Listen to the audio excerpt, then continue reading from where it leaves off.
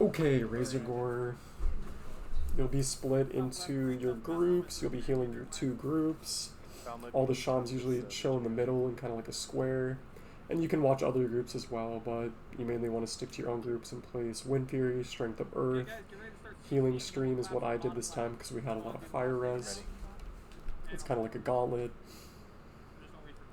You can twist this entire time, but if you don't have an opportunity to sit, then it can be a long fight and you might need to use more consumes. But you want to consume early on this fight because it's a gauntlet into Razor Gore. Egg 29, we all go back into our starting position. And then we run out and do target to target of Razor Gore, which is going to be Demos. Or if he gets conflagged, the pickup tank. Melee's too close, you can heal them too and chain heal their groups. Chain heal 1, unless you're healing wave. Resist. If Demos resists it, like you just said, then you can just keep healing him and the fight gets really boring. You can just twist your DPS totems. And he should die pretty easily if he resists all conflags. Otherwise, yeah, you want to be doing target to target, whoever picks him up. We wait in this line and wait to go kill goblins, pre-veil. Start a veil. You want to place your totems a little bit deeper in if you're uncomfortable about the range of them and you're uncomfortable at twisting. We do the threat totem and we twist Wind Fury as well with Strength of Earth. You can do healing. You could do healing stream. It depends on your group, or you can do FR totem. Doing max rank, lesser healing waves, chain heal rank 3. If you're spec'd into healing wave, be my guest, heal the tank. But he has good comms the entire time. Mamala out. Mamala. Keep feeling contorted. Veil dies if everything goes good and nobody rips threat. So that's again why we're twisting threat totem. Tranquilor. Now we'll do post veil trash. You want to place your totems just outside the door, maybe to the right of the door, because the tanks and the DPS are going to go further away from us as they die, as the ads die. You'll check your assignment and stick your tank. You can swap off for 1 heal if that's necessary. You can chain ring or chain heal their group. You can lesser healing wave like I do all the time. And you can DPS twist as well if there's not a lot of healing that needs to go out. And you want to chase your tank too, because see they go down the hallway a little bit, and then we reset.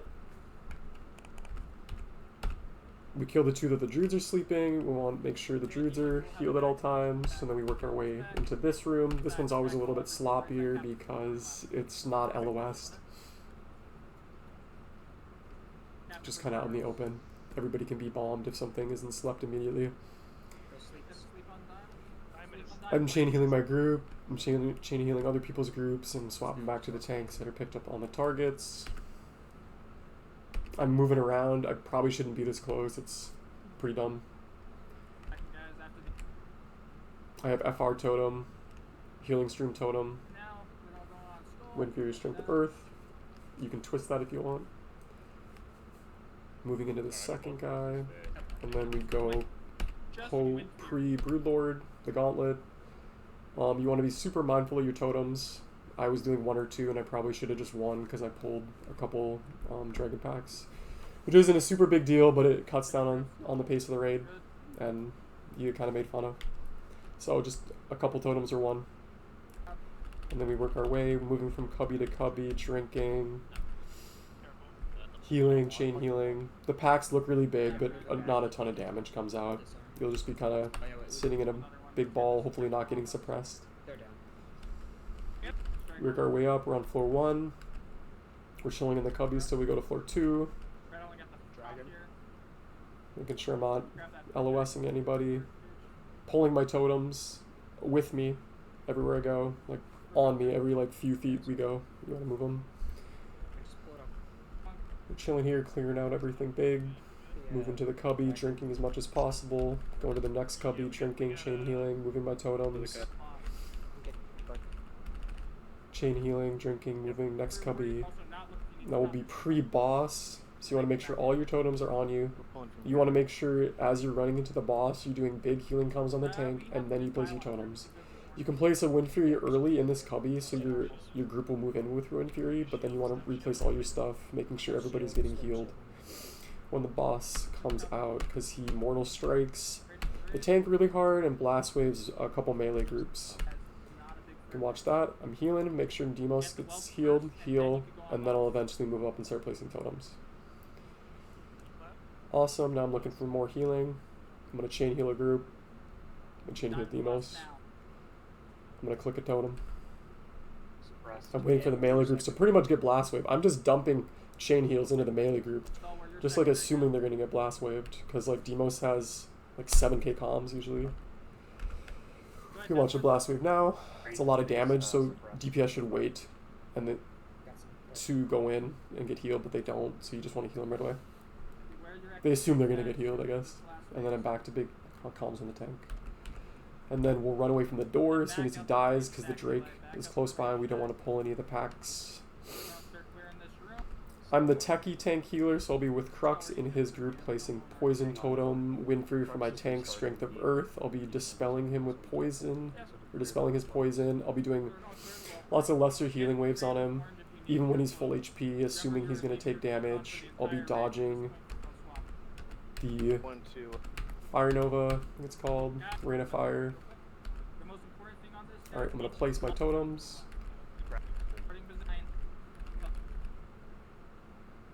I'll be a little bit ahead of everybody else, just so I can keep good healing on him. I'm dispelling him. I'm healing, and I'm moving a little bit maybe.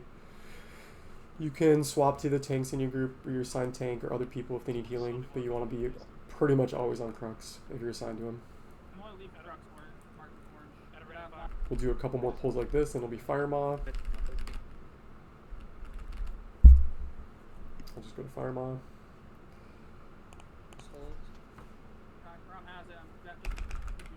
We hide here. If you're not a through healer, you place totems closer to the door in case your targets go through to the other side.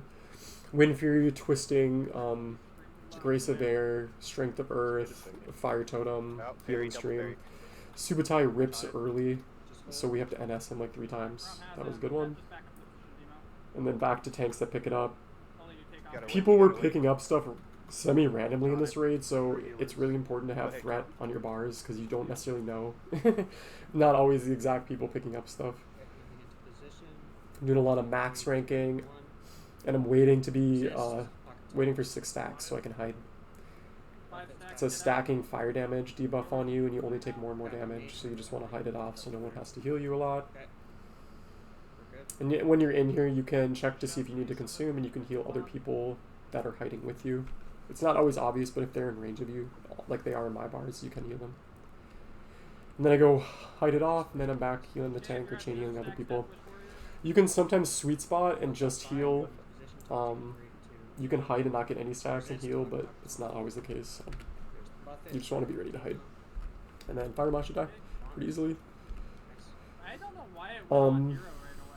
He'll be swapping between the tanks, and the tanks will be receiving large hits on the receival of Fire Maw, I guess I'll put it. So you want to be putting big heal comms when he swaps tanks. Pretty simple. Then we move in and start doing the Overseers. Start here. They get picked up with 3 you don't want to be. See me moving back right away. You just want to either target dummy or run away immediately. Or target dummy and run away immediately. That's even better. But you always want to be in range of preferably all 3 tanks, but definitely your assigned tank if you are assigned to one. Stuff happens. Tank can be spinning and then he'll be damaging the melee group, so he'll be taking damage while gaining minimal threat, and you might threat past him, and you'll see that in one of the packs of the Overseers and Worm Guards. Other than that, it's pretty straightforward. Just big comms on the tanks, and then you want to be chain healing the melee if they get start taking damage from spinning tanks. And then watching your threat and watching other people's threats. And watch out if he runs into the raid. It's the same totems, and you can twist DPS totems. Now I'm back to healing Crux because I'm assigned healer, and we'll do 4 pulls of this. I think it's 4. I'm doing poison, wind fury, strength of earth. I'm not twisting because I'm healing Crux and dispelling his poison. I'm pretty much following him around, and I'm to the right of the raid. Because if I take threat, I don't want him bombing anybody else. And I would have more threat on those goblins than other healers. It would be like him, me, and another healer. So that's why we want to keep him alive too, because if he dies, then he'll be throwing bombs at me or somebody else, and then I'll either die or other people will die. We do more of these packs. I'm following Crux, I'm healing him, I'm replacing my totems, I'm checking for poison dispel. Placing my totems back in the group too, because I have Pocket in my group, so he could benefit from Wind Fury. I'm gonna do a couple more pulls like this, and then we'll go into more Berserkers and Worm Guards. Same thing, they'll be split up into 3. You want to be close, but not too close, and you want to be ready for them to run into the raid when people rip threat. You want to watch for tank spinning and DPS taking damage from spinning, and you can do twist DPS totems. They should die pretty quick. Don't kill it. And then we get ready for Fire Maw. We place totems in the middle right here. I did Healing Stream because I realized we had a lot of FR. It's FR, Healing Stream is fine. I mean, you're going to be taunting. I would probably do FR if we don't have the Midsummer buff. I'm LOSing here. I'm waiting for the tank to receive the dragon because he's about to take a lot of damage on the receival of the dragon because of the thrash. I usually follow a little bit closer, and I was slow on that. I had slow comms. He got picked up by 3 different tanks immediately, so you want to know the tank rotation, or at least have threat on your bars. So good comms. The tank should call their taunt, but sometimes someone picks semi-randomly. Yep. I'm going to take the wing buffet here. Or if somebody resists. And it's just a lot of target to target off one of the 3 or 4 tanks, just depends. Or if something happens to a DPS, if they rip. It's pretty simple, you can twist. You should twist because there's not a lot of healing on this fight. Amongst a lot of targets. And then we get ready for the second Drake. Flame Gore, it's the same thing except he can buff it, a little bit of damage amongst the raid, and he has to be tranked by hunters. But same thing, I'm waiting. I have my totems pre-placed. I'm following the dragon in. And Contort, that's a huge amount of damage. You can see how much the dragon thrashes him right away. That's why you follow in with big healing comms. You can either... I would probably Trinket, if you have ZG Trinket or Big Healing Trinket, to snapshot a large healing power to start with. Or a little bit after. Because, like... This is going to be the most surprising amount of damage in the fight. Unless he, like... No, it will be, yeah. This will be the most surprising amount of damage, so you want big healing comms here. And just wait for him to be picked up by another tank. Wing Buffet taunting in 3, 2, 1. Demo's spot to Buffet taunt. And he has good comms right away, so... And then he'll die. And then we do... Oh, it's a redo gem.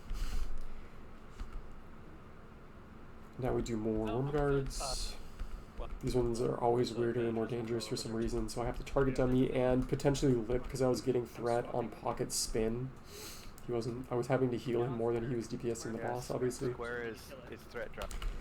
So I tab target. Troops is like 1.3 and Pocket was like 1.5 per second, so I had to stop, and he was getting healed just fine. So I target dummy here because he runs into the raid, and I do it late. But you never want to be able to be hit by the boss or even close to him, so just run away. But yeah, you want to be in range of your tank still, so do that how you have to do that. That was good. That was really good. And then we'll Cro-Mag. You can LOS right where Balmung, Label, and I am right now. You don't have to sit that far into the wall. You can sit really, really shallow. And you want to place your totems where I do right now. And then your group will... As you can see by my Strength of Earth right here, it's gonna get the targets when they hide.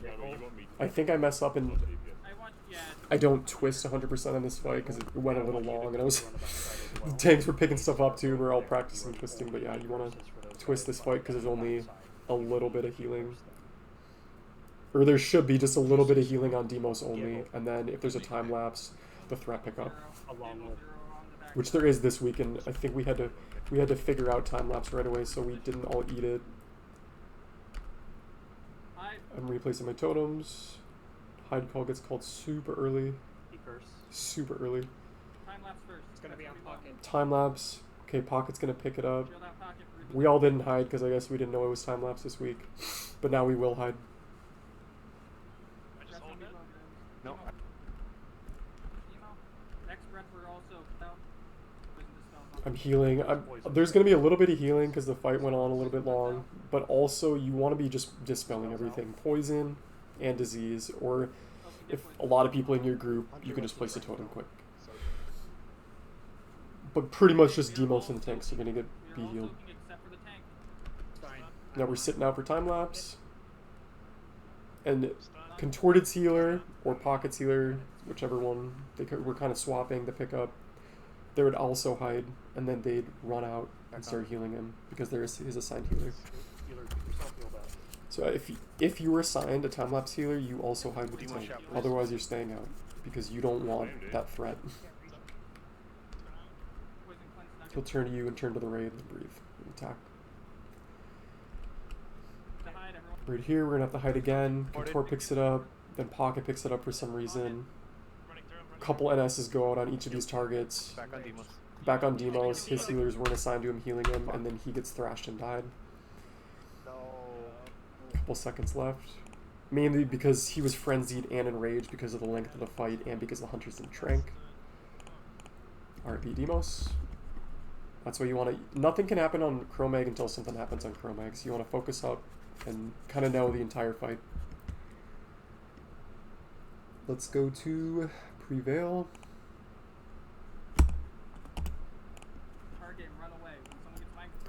We stand a little bit before the throne. We have our totems up.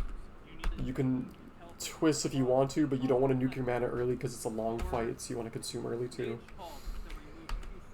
None of this healing even goes on the logs, so for the first part. Getting ready, we're waiting for the DPS to kill these all in a big stack. And then since I'm a through healer, a tank healer on Neff, I'll go up with Zebra and another priest and to go heal Contorted to pick up Veil. So they're all going to heal him in a stack. You don't want to waste your mana. Chain heal, 1, lesser healing wave, small. I'm placing Wind Fury. You want to do Tremor Totem and then FR Totem. And then I'm standing far enough back that I can heal Contorted, but I also am I'm outranging the Fear of Neff. We'll video the receiving of Neff.